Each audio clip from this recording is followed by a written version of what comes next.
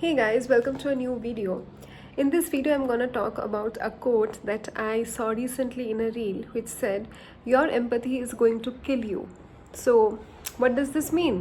Because हमें तो बचपन से यही सिखाया गया है कि अच्छे इंसान बनो, लोगों के साथ अच्छा करो, अगर लोगों के साथ आप अच्छा करोगे तो ही आपके साथ अच्छा होगा. So all these things, right?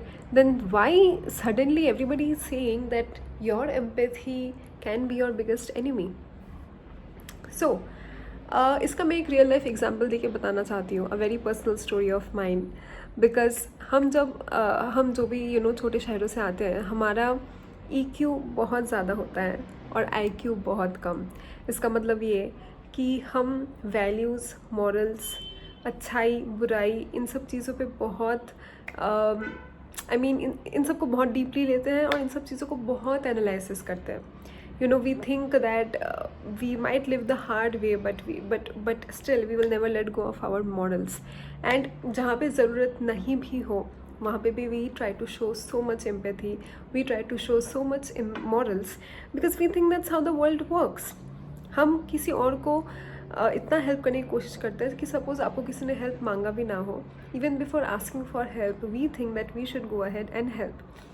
So, why is this scenario not applicable in today's world? Is the question. Because छोटे शहरों में जब आप होते हो ना, तो आपको ये दिखता है कि people are very cordial, people are helpful, and people are, what should I say, mutually very क्योंकि वो छोटी जगह है और वहाँ पे people have a different sort of life.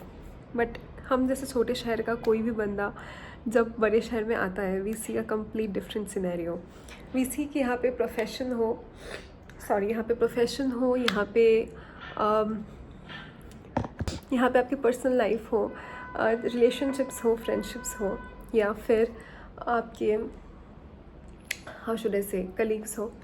Everybody will think of exploiting you, and it will not come as a straight on the face exploitation कि किसी ने आपको मुंह के ऊपर आके कुछ कह दिया. It's not like that. People will exploit you in a very political way, in a very diplomatic way, and we keep on tolerating it. Because हमें लगता है कि if we say something to somebody, if we do something that can even offend somebody 1%, we are going to land up in trouble. But that's not the case. मैंने अपनी life में बहुत देर से ये सीखा कि I have to keep my boundaries, because अच्छा करना दूसरों के लिए जितना इम्पॉर्टेंट है, उतना अपना ध्यान रखना भी इम्पॉर्टेंट है. And this is a very hard lesson to understand that जब आप ठीक रहोगे, when you will show empathy to yourself, only then you can show empathy to others.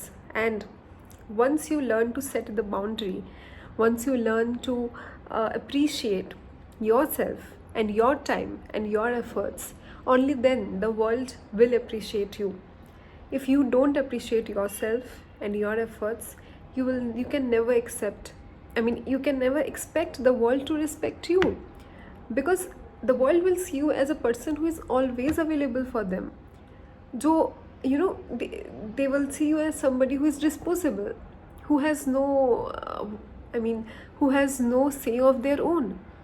So I just came across this quote and I related with it so much that I wanted to share with you guys, and please let me know your views on the quote in the comment section. Thank you for watching. It's my first vlog, तो the question is कि मैं vlog में क्या दिखाने वाली हूँ, because मुझे vlog करना नहीं आता है. So I'm maybe gonna show you my daily lifestyle, what I do, which is very boring, but I still feel you will find something good in it. तो अभी हो रहे हैं ऑलमोस्ट शाम के 5 बजे और मैं बनाने वाली हूँ hot honey eggs. It's a viral trending recipe जो मैंने यूट्यूब में देखा, इंस्टा में देखा, हर जगह देखा. उससे पहले मैं आपको यहाँ का वातावरण दिखा देती हूँ. Let's go. तो just check it out guys, it's so pretty. This is the view from my balcony guys. और ये एक मिनट, ये जो चेरी ब्लॉसम ट्रीज़ है ना, अभी चेरी ब्लॉसम ऑलमोस्ट ख़त्म हो चुका है. तो आपको पता ही होगा कि बेंगलोर में बहुत सुंदर चेरी ब्लॉसम देखने को मिलता है, और ये है वो चेरी ब्लॉसम ट्रीज़ जो अभी ऑलमोस्ट झड़ चुके हैं, but the view is still awesome. और यहाँ से मेन रोड दिखती है. सो अभी मैंने चिली ऑयल मंगवाया है, वो आने वाला है. So let's see. Then I am gonna make hot honey eggs and I show you how it turns out, the real review. तो ये मेरे ब्लिंकिट का इंस्टामार्ट का ऑर्डर आ चुका है. आई शो यू कि इसमें क्या क्या है, मतलब कि इंग्रेडिएंट्स में अभी क्या क्या चाहिए is the question. First you need 2 eggs, very simple. आप 2 से ज़्यादा भी यूज़ कर सकते हो, लेकिन मैं इतना नहीं खाना चाहती हूँ, that's why. Followed by chilli oil. So this is master chow Sichuan chilli oil. And with hot honey eggs मैं बनाने वाली हूँ क्यूकम्बर मेयो का एक सैलड. तो उसके लिए I got this garden cucumbers. Let's go. Oh, one more thing जो मैं दिखाना भूल गई, दैट इज़ अ चीज़ का cube. You need cheese. You can use any cheese, but try to not use mozzarella और parmesan cheese. This is normal Amul cheese का cube. Let's go. जो चीज़ मैं चाहती थी कि कतई ना हो, वही हो गया. आई शो यू क्या हो गया. ये हो गया है guys. Now I have to clean this mess. Recipe शुरू करते ही कबारा. ओके, सो अभी हमने इसको एक लिड के साथ कवर कर दिया. मैं आपको दिखाती हूँ. तो इसको 1-2 मिनट लगेगा पकने में, बिकॉज मुझे ज़्यादा सॉफ्ट एग्स नहीं पसंद है. I like a little bit well cooked eggs, so that's why I am doing this. Meanwhile let me prep my cucumbers. Okay, but I'm feeling lazy, so I'll skip cucumber. Let's see how this turns out. I think ये recipe blender हो चुका है. I think this recipe is already gone, lost, because the honey is sticking to the pan. It's not मतलब वो अंडे के साथ बाहर नहीं आ रहा है, तो